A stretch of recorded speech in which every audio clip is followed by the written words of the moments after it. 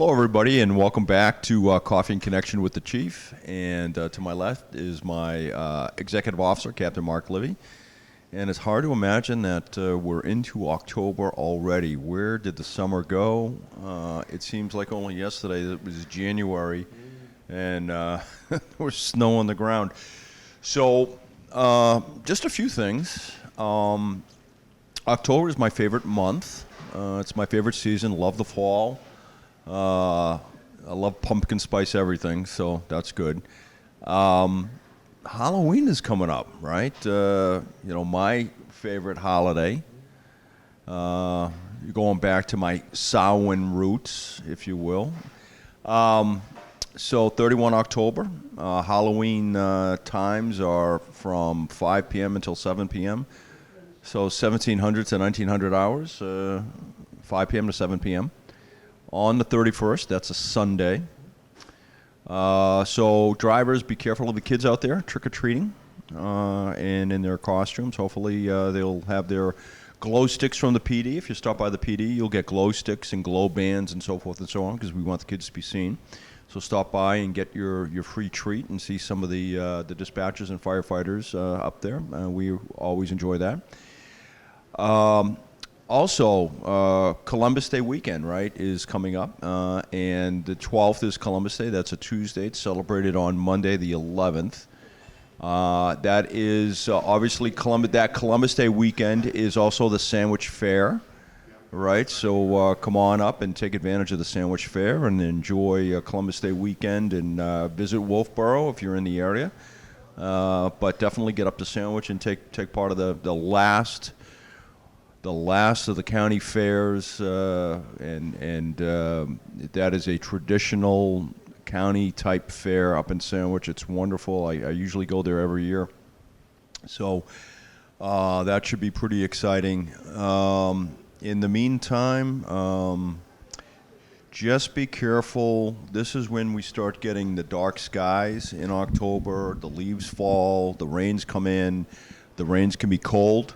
You've got some frost that will occur toward the latter end of the month. The leaves freeze and the roads become slippery, right? It's all about the coefficient of friction and the ability to stop. So just be mindful of that. Things that you normally need to do. You need to get your gutters, make sure your gutters are cleaned out, make sure you're ready for winter.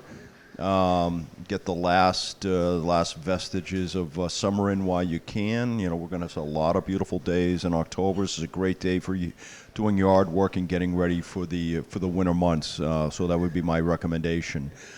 In terms of the police department, we are well into the budget season. We've already presented our budget to the town manager. That went very well. The commissioners have approved my budget moving forward. My goals and objectives are out for fiscal year 22. Our asset management plan has been updated. We're looking really good right now with vehicles. Everything for the police department is moving along. My budget is up a little overall. The operational portion of the budget is down almost $12,000. So again, my operational budget is down almost $12,000. So that's a good thing. And beyond that, I really don't have anything else. I'm going to turn it over to the captain now to talk about operations. Captain? Thank you, Chief. Yeah, today we just dropped off, which is September, but this is for October, but today we dropped off our 11th vehicle that we ordered in April. It just finally came in. Actually, we thought it was really good timing. To get it in September was pretty shocking, and actually the dealership didn't even know right away too until it dropped on their truck and in their lot. So we were surprised to get this early. Usually it kind of comes in sometime in November, so this is a little early, and we're hoping to have the upfitting. We dropped it down to Nevo down in Newington, and hopefully have that vehicle back and in operation by sometime in November, hopefully before Thanksgiving. That's the goal. With all the upfitting and just hopefully the parts. That's the tough part. Everything, just getting parts for it all the upfitting, put it in. So that was done today. So that's great. So we'll have that. We'll have a full fleet. We have a full officers, full timers. So everyone's on board. Everything's doing well. The highway safety grants ended in October 1st. Well, actually September 30th. So that is done, and their fiscal year starts October 1st, the state. So their next highway safety grants, which we've been approved for pedestrian crosswalk for right now. Hopefully we get more as time goes on. It all depends how much money they get back from the previous year. And sometimes they try to spread it around towns to give them a little additional monies, maybe for our pedestrian crosswalk, because that is a huge thing for us in our town. For the summer months, that gives us extra patrols other than the scheduled already officers that are on shift. So we get extra officers really walking the beat or on our mountain bike patrol in the downtown area, down at Bridge Falls Path and Clock Plaza, that whole area where we have majority of our crosswalks. And basically, education is the huge factor. We see it every year. I know that's the biggest complaint down there is the traffic and the crosswalks. We have so many of them, so you gotta really, everyone kind of goes in the crosswalks all the time, so it's nice to have the extra patrol shifts down there to make sure our community and tourists are using the crosswalks down at the downtown area. Can I say something? Yes. Real quick. So the captain brings up a really good point about in enforcing the rules and the importance of obeying the crosswalks. And just let me explain a couple of things. We have basically 11 crosswalks in that very constrained area that we know and love as the compact portion of town. And the issue is that if we have people willy-nilly crossing, traffic will be literally brought to a standstill, as it has in the past, right? So therein lies the issue. We want folks to be able to use the crosswalks. We want traffic to move swiftly as possible. And it's always about safety, right? It's always about safety. This year we've had one pedestrian strike, and we've had one bike strike, meaning a box truck into a bicyclist. And that occurred out by the Bridge Falls Path, 109A Center Street intersection. And that was a very bad crash, okay? And so paying attention to your left and right peripheries, paying attention to crosswalks, the using crosswalks and following the rules of the road and doing all those things that will make and keep you safe are very, very important. And we want you to be safe. These pedestrian strikes and bicycle strikes can be deadly. They can be very, very deadly, and people can get hurt very, very badly. So we want you to just be careful and be safe. That being said, the one thing we are noticing, and we did see a lot of this year, a lot, is the lack of inspections and registrations of motor vehicles, more than I've ever seen in my entire 26 years in the police department here. So just let me explain this real quick, just so we're all on the same sheet of music. And this goes as part of our educational-minded approach to law enforcement. Your license, check the dates on the expiration of your license. Your license always expires on your birthday, right? So licenses are usually issued in 4-year increments. So it'll expire on your birthday. Your registration always expires the last day of your birth month. Okay, so I was born in March. There's 31 days in March. My registration will expire on 31 March, right? And I know I have to get my vehicle registered before then, okay? There is no grace period.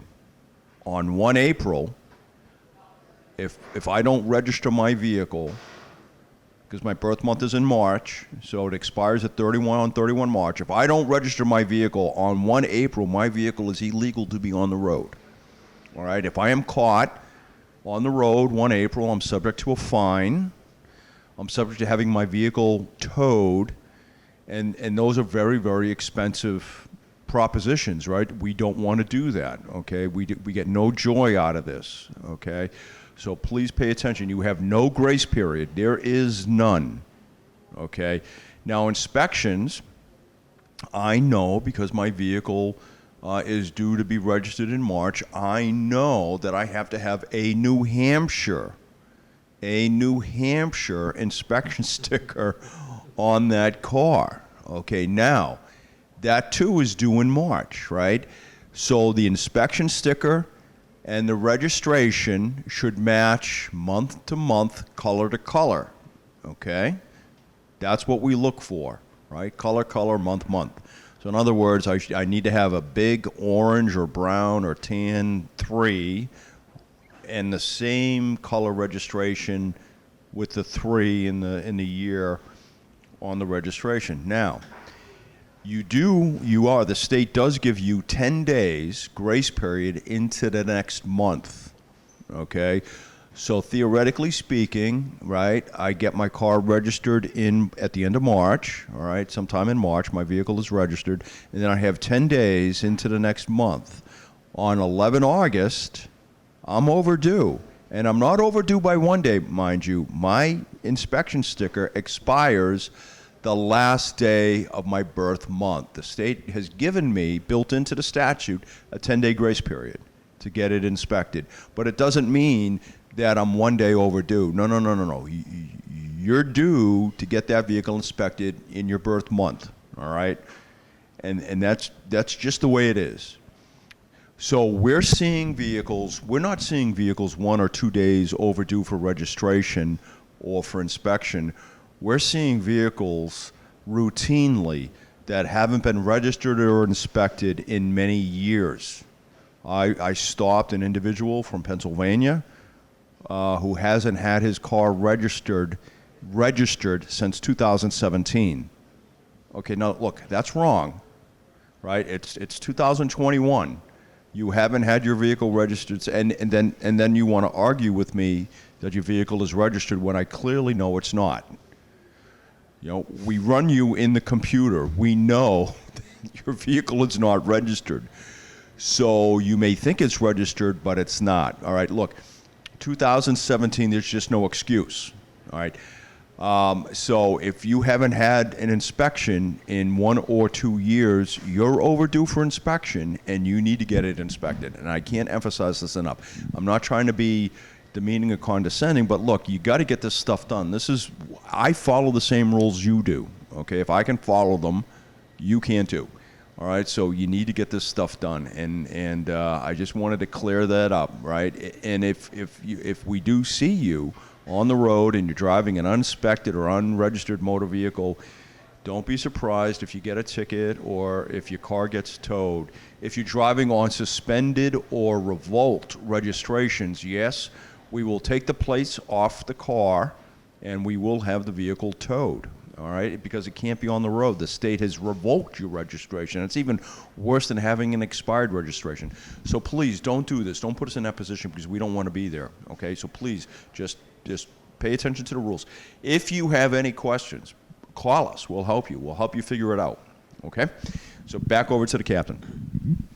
Thanks, Chief. Thank you, Captain. Yeah, I think you got all that. So listen to him, understand all that. Now we're coming into October with November very soon. I know there's a lot of individuals that leave the area, go south, go west. Remember, we do house checks. So pop into the PD, fill out a form, and one of our officers will check your house on a routine weekly basis, daily basis, and we'll do that until the time you come back. So we just do a routine check of the area, see if anything changes, and we can always contact you if something's has changed within your property. So that's one of the little things services that we give out to the public. So that's a good one, especially coming into October and November. We know there's a lot that does leave and don't come back until April or May. So it's a good little service that we provide. So come on in, fill out the paperwork, meet the officers, and go from there. And the dispatcher will give you the paperwork to fill out. With dispatch, we're full staff. Everything's going great in there. Calls are up. compared to last summer. I mean, this summer was busy, I'll tell you that much. And I can tell you right now, there's still a lot of cars on the road, and as we're getting into October, we're just not used to that up here. It usually dies down, but there's a lot of traffic around this whole area. And that could be to the fact that a lot of people are working up here in remote areas now, and there's a lot more people in this general area. So just be cautious, give a second look when you're pulling out. It's not summer, it's not the traffic of summer, but we still have a good amount of vehicle traffic on our streets. So other than that, that's all I got this month. So I'll pass it back to the Chief. So thank you very much for tuning in to Coffee and Connections with the Chief. I hope it was educational for you. Please stay tuned for your safety tip of the month. As always, be safe, and if you want to be on the show, just get in touch with myself or Tim Goodwin down at Wolfeboro Community TV, and come on, talk about whatever you want to talk about. And we'll see you again next month. Thank you so much. Be safe, everybody. Thank you. Bye-bye. And welcome back to Coffee and Connections with the Chief. And I'm here with two new friends. I have Peter on my left and Nan on my right. They're visiting from Ohio, Northern Ohio. And so Peter has a question I think he wants to ask or concern. Peter, over to you. Do you take people out on patrol to see what you do? Yes, we do. We do have a ride-along program. You sign a waiver or a release waiver. We do have body armor. We will put body armor on you, and you'll go out with us, and you can see, how things work in the Wolfeboro PD. And of course, every day is a little bit different. Some days are very busy. Some days are not. So, but yes, we do. It's fascinating to watch what's going on. We've been coming here since 1963. We missed last year and the year before. So 2 years we've missed. But we love to come up here. I love the water. Yep. It just does something for me. But we love coming here and enjoying the relaxing environment that's here. And you're doing a much better job than things were different in Philadelphia. Yeah, they're different in Cleveland. Yeah, they are. But here it's so relaxing. It's so much fun, and your job is different than it would be in Philadelphia. That's correct. Or Seattle. Yeah, correct. God. But in fact, we have our new chief is from Seattle, so he's got a lot of adjustment to do. So, but how is the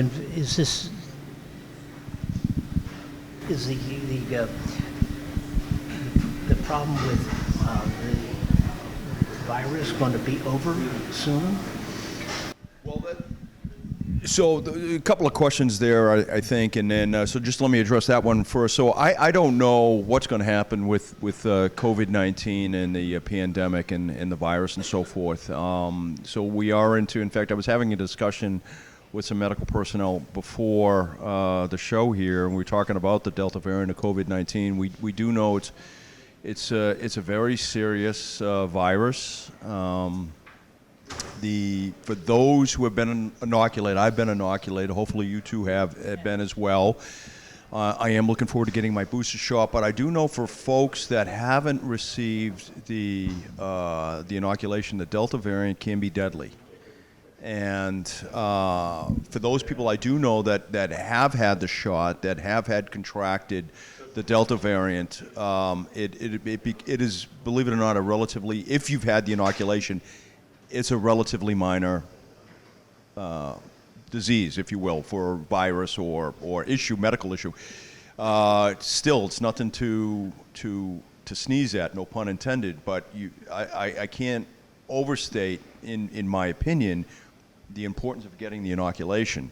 I am familiar with a physician who was, just an incredible runner and a strong athlete. Didn't believe or had some reluctance to getting the inoculation because the science, in his opinion, just wasn't confirmed enough. And then he ended up contracting the Delta variant, and now he's terribly incapacitated. And therein lies the issue. So, that's the rub, right? So if you've been inoculated, I think you're in really good shape. If you haven't been inoculated, I think you're really, no pun intended, you're playing with fire.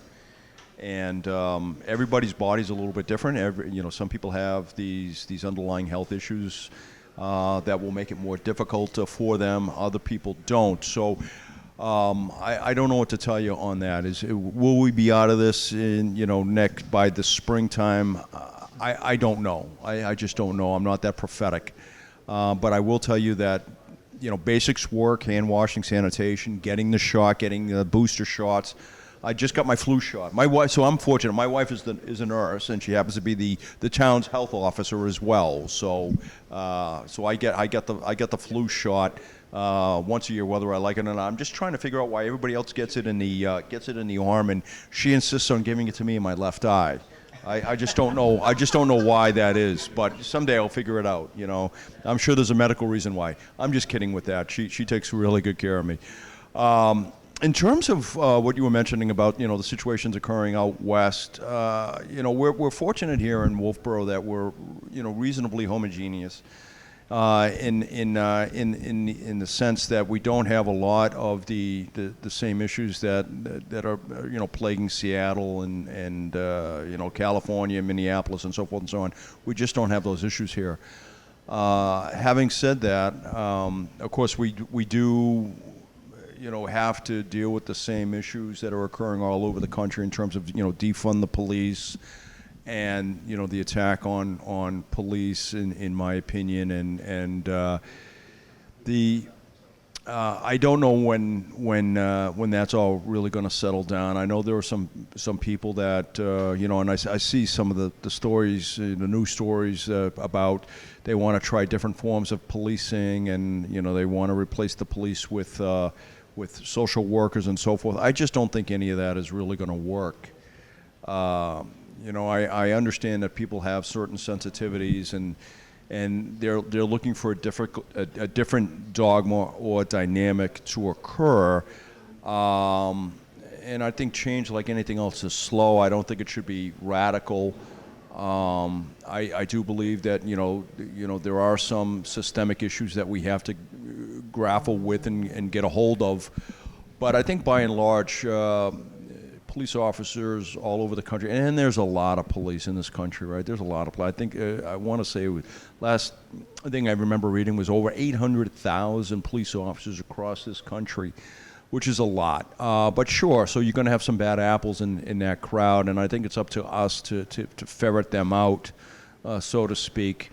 But just because you have a bad police officer in, say, Minneapolis or Seattle doesn't mean the entire collection of officers are bad. You're always going to have bad apples. You're going to have, bad lawyers. You're going to have bad judges. You're going to have bad teachers, bad businessmen, so forth and so on. I mean, people are people. But we'll get through it. We'll get through it because we're Americans, and this is what we do. We tackle problems, and we find solutions, and we come together. And I think the important thing right now is to come together and to embrace, ourselves and our differences, and remember that's what made us great. And sure, we're having some growing pains right now, but we'll get past it. I think we've both been vaccinated, and many years ago, living outside of Philadelphia, less than a mile away from a polio hospital, I can remember walking up there and seeing a solid line of EMS coming in, and then bumper to bumper of the hearse leaving there. Did I like getting the shot? No. Did I find that I'm safe because of it? Absolutely. Will I get the booster when it comes? Yes. But I don't want to be in one of those black vehicles coming out. And a lot of people that haven't gotten it need to think very carefully about it. And what do they want to do? So I agree with what you're saying, and that's the virtue of being folks that I'll say are a little bit like us, are a little bit long in the tooth, right? And we've been around, we've seen things, and it's funny. I just want to share this with you. It's funny that you mentioned that, the polio awards, because sure, the younger generation, the 40 and unders, they have zero clue about that, right? They really do. They haven't experienced that.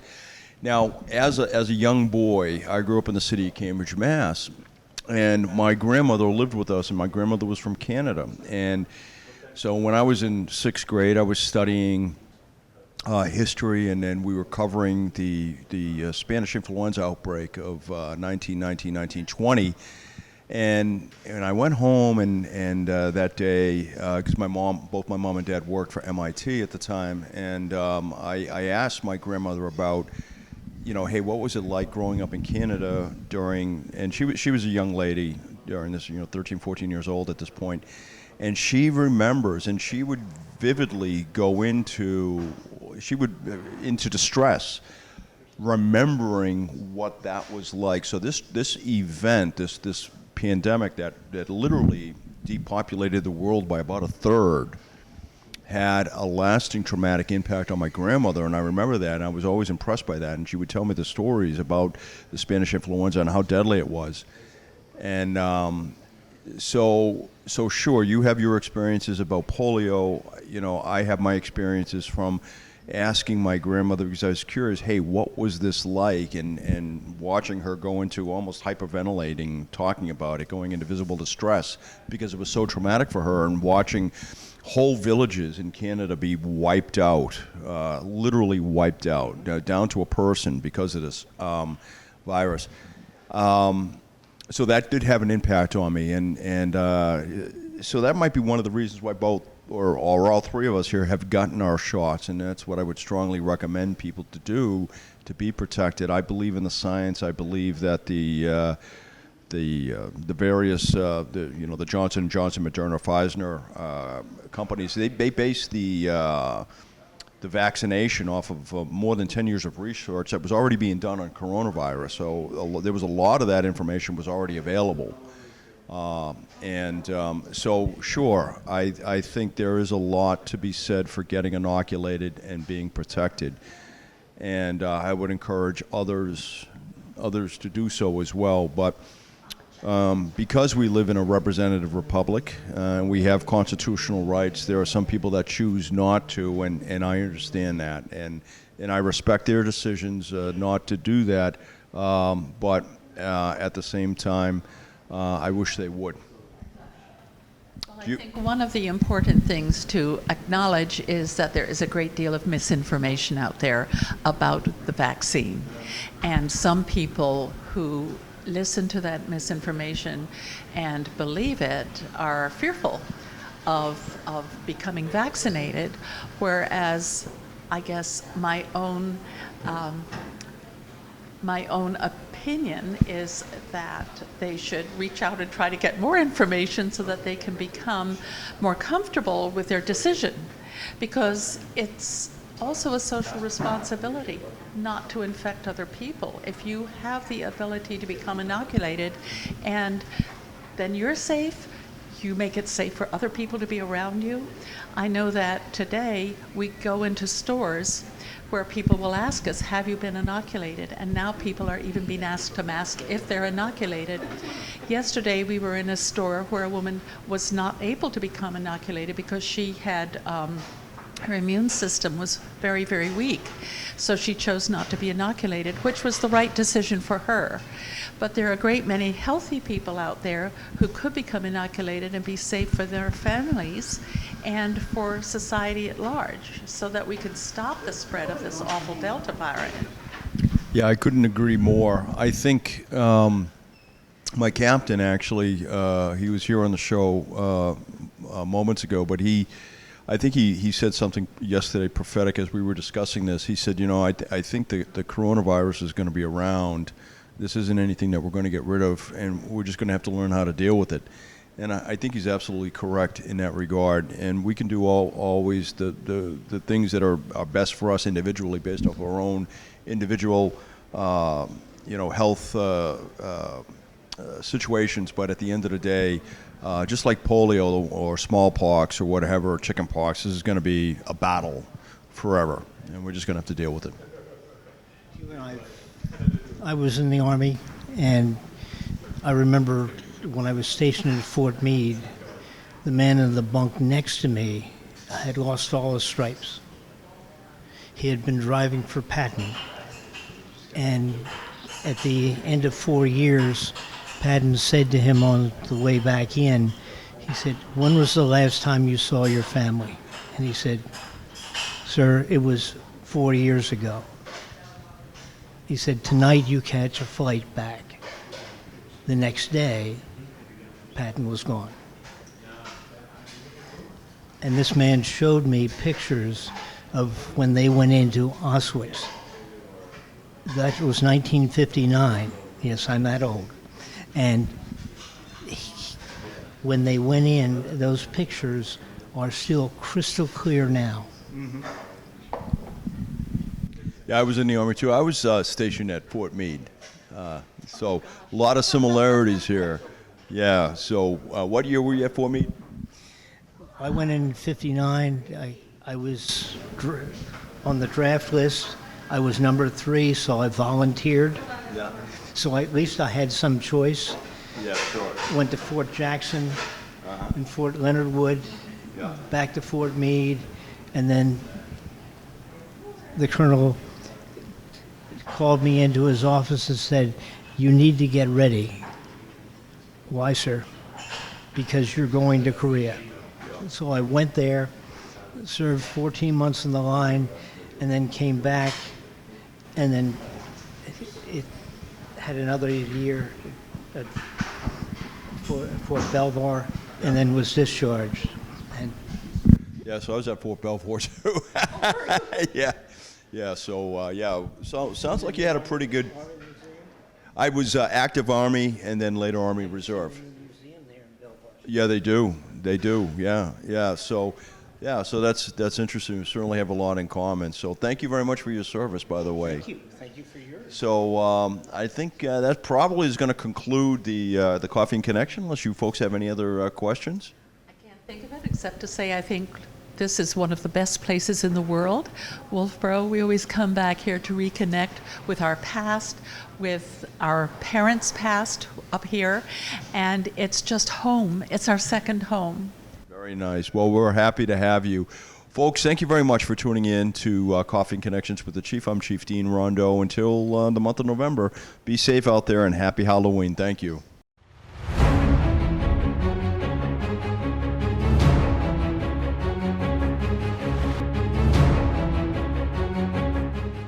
Hello, everybody. Welcome back to Coffee and Connections with the Chief, and I'm Chief Dean Rondeau, Wolfeboro PD, and I'm here to offer some advice on how to be safe.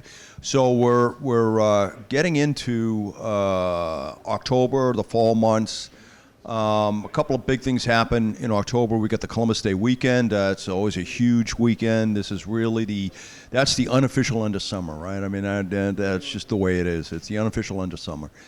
And then we have Halloween. So there's a lot of traffic. There's going to be a lot of people, children and adults, going to and from parties at night and so forth and so on. Listen, just be careful. Be careful out there. You heard the captain talk about the traffic volumes in Wolfeboro are very heavy. We've been seeing over the last couple of years a steady influx and increase in the Wolfeboro area. Population density has increased. So there is a lot of activity. There are a lot of pedestrians out on the road, and October is a very busy month, especially for pedestrian traffic with Halloween and the Columbus Day weekend. So please be careful out there. Go slow. We've already had two pedestrian, if you will, one pedestrian car strike and one bike into an automobile or automobile into a bike strike. So please, we don't want any more. Just pay attention. The roads are crowded. They're busy. Just be safe, everybody. Okay, so there you have it. That's my safety tip of the month. Be mindful of the pedestrians and the bicyclists out there. It's a busy month. Thank you very much for tuning in to Coffee and Connections with the Chief. Again, I'm Chief Dean Rondeau, Wolfeboro PD. See you next month, November. I can't even believe I'm saying that. See you in November, everybody, and please be safe out there, and happy Halloween. Bye-bye.